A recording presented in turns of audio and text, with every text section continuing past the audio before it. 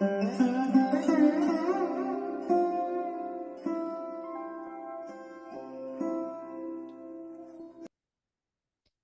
Krishna, dear devotees, please accept my humble obeisances.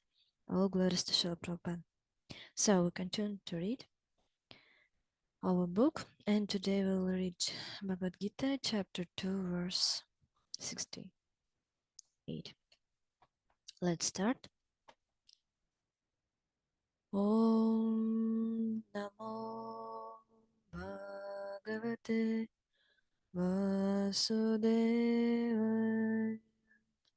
Om Namo Bhagavate Vasudevaya. Om Namo Bhagavate Vasudevaya.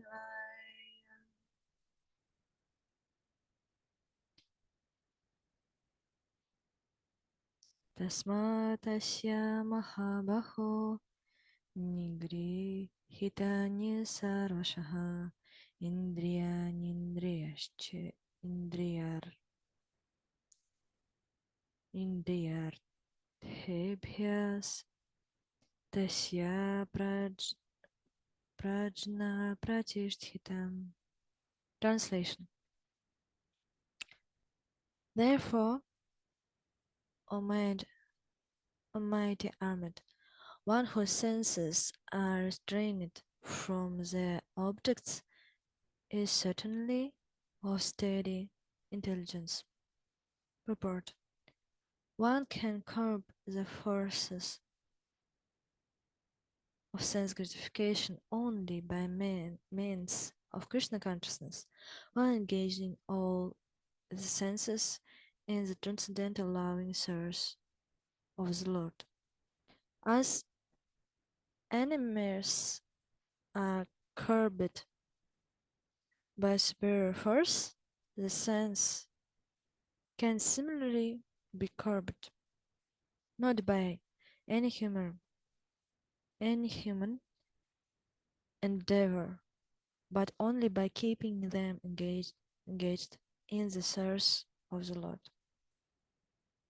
One who has understood this, that only by Krishna consciousness is one really established in intelligence, and that one should practice this art under the guidance of a bona fide spiritual master, is called asthaka, or a suitable candidate, or a suitable candidate for liberation. Next verse. Yanisha sarva bhutanam tasyam jagarti samyami asyam jagrati bhutani sanisha pasyato munehem. Translation. That is what is night for all beings is the time of awaking for the self-controlled, and the time of awaking for all being is night for the introspective sage. Purport. There are two classes of intelligent men. One is intelligent in material activities for sense gratification, and the other is introspective and awake to the cultivation of self-realization. Activities of the introspective sage or slothful man are night for persons materially absorbed. Materialistic persons remain asleep in such a night due to their ignorance of self-realization. The introspective sage remains alert in the night of the materialistic man. The sage feels transcendental pleasure in the gradual advancement of spiritual culture, whereas the man in materialistic activities, being asleep to self-realization, dreams dreams of varieties of sense pleasure, feeling sometimes happy and sometimes distress in his sleeping condition. The introspective man is always indifferent to materialistic happiness and distress. He does on which his self-realization activities indistracted by material re- reactions. And next verse. Aparyamanam achala paratishtham samudram apah pravishanti yadvat tadvat kamayam pravishyanti sarve sasantim apnoti na kamakati kamakami. Translation: a person who is not disturbed by the incessant flow or distress that enter like rivers into the ocean,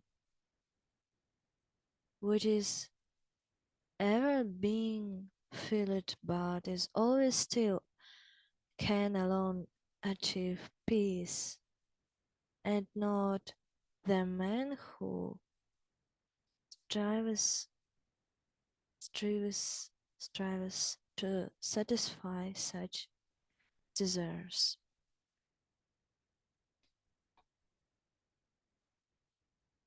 Also, the vast ocean is always filled with water. It is always, especially during the rainy season, being filled which with much more water. But the ocean remains the same, steady. It is not agitated, nor does it cross beyond the limit of its drink. That is also true of a person fixed in Krishna consciousness. As long as one has the material body, the demands of the body or sense gratification will continue. The devotee, however, is not disturbed by such desires because of his fullness. A Krishna consciousness, a Krishna conscious man is not in need of anything because the Lord fulfills all his material necess- ne- necess- necessities. Therefore, he is like the ocean, always full in himself. Desires may come to him like the waters of the rivers that flow into the ocean, but he is steady in his activities and he is not even slightly disturbed by desires for sense gratification. That is the proof of Krishna conscious man, one who has lost all inclinations for material sense gratification.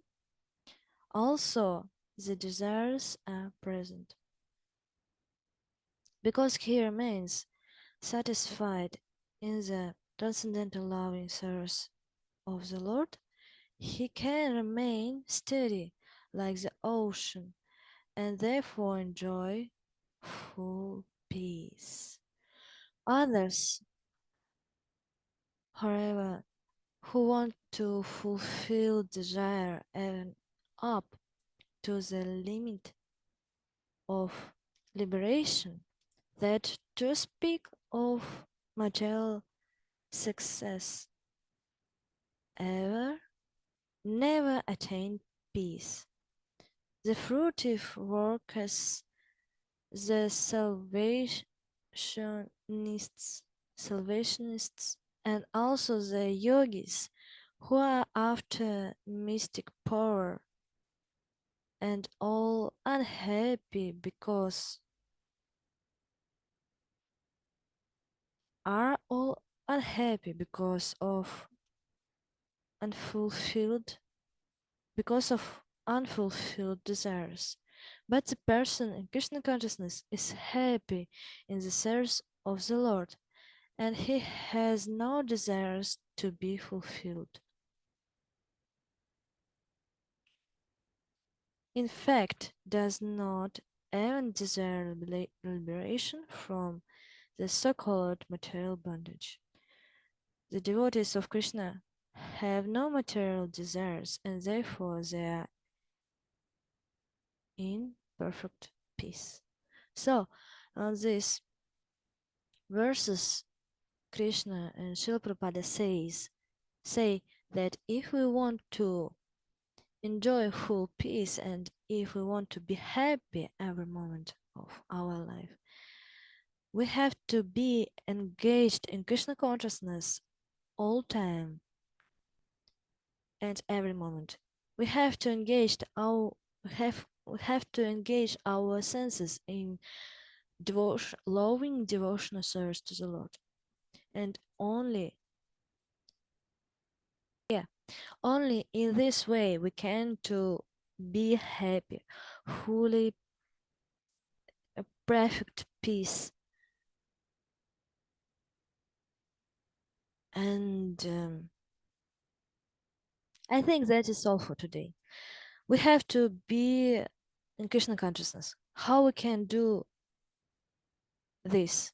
How we can to be in Krishna conscious at the moment? By chanting Hare Krishna Mahamantra. Hare Krishna, Krishna Krishna, Hare Hare, Hare Rama, Rama Rama, Hare Hare. If we will chanting this spiritual name of the Lord all time, we can to remember about Krishna all time and never forget about him. Thank you for watching this video till the end and see you on the next time. Hare Krishna. Please accept my humble obeisances. All glories to Srila Prabhupada.